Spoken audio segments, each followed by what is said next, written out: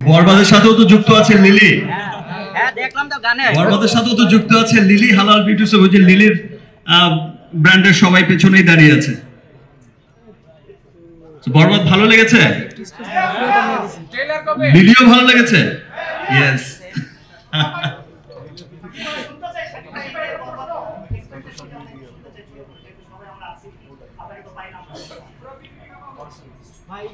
আমাকে পাওয়া যাবে ঈদের আগে আরো অনেকবার।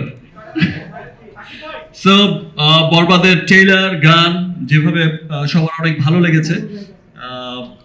বরবাদ দেশে বিদেশে যেভাবে মানুষের খুব ভালো লাগার জায়গা তৈরি হয়েছে, এবং স্পেশালি একটা জিনিস তো সবার কাছে খুব ভালো লাগছে, সবার কাছে আমরা সকলেই জানি যে আগে আমাদের দেশের সিনেমার রিভিউ আমাদের দেশের মধ্যেই হতো, দেশের মানুষরাই করতো, কিন্তু আমরা গত কয়েক বছর ধরেই দেখছি, এবং সেটা দিনকে দিন বেড়েই চলেছে, সেটা বিশ্বব্যাপী যে আমাদের গানের আমি আমারটাই বলতে পারি যে আমার গানের ট্রেলার টিজার যে আকারে রিভিউ করছে, সেটা আমেরিকা থেকে ইংল্যান্ড থেকে অস্ট্রেলিয়া, ইংলিশ থেকে আপনার যে কোনো ধর্মের যে কোনো বর্ণের হোয়াইট পিপল থেকে শুরু করে ব্ল্যাক পিপল, সমস্ত মানুষই কিন্তু রিভিউ করছে।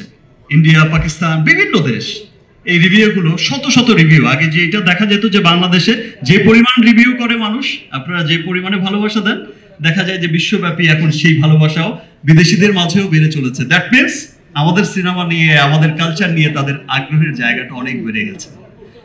এভাবেই আমাদের বাংলা সিনেমা এগিয়ে যাক আমাদের দেশ, এবং সমস্ত বাধা পেরিয়ে আমরা আমাদের সিনেমাকে নিয়ে, আমাদের দেশকে নিয়ে, আমাদের কালচারকে নিয়ে আমরা এগিয়ে যাব এবং সমস্ত অপশক্তিকে রুখবো ইনশাআল্লাহ। তাসকিন তো হিরো হয়ে গেছে।